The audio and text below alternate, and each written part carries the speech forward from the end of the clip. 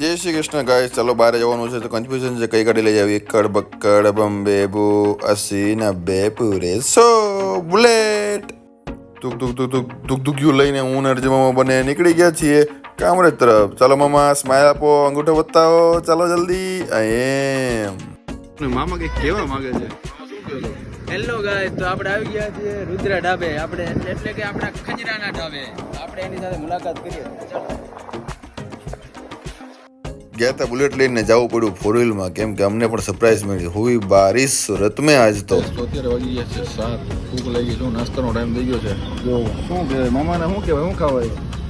આવજા ખાવસા તમને ક્યાંય ના મળે સુરત સિવાય, પણ બીજું એક વસ્તુ છે જે તમને ક્યાંય ના મળે. કઈ તમે જો લીંબુ. કઈ વસ્તુ મામા? લીંબુ. આલુપુરી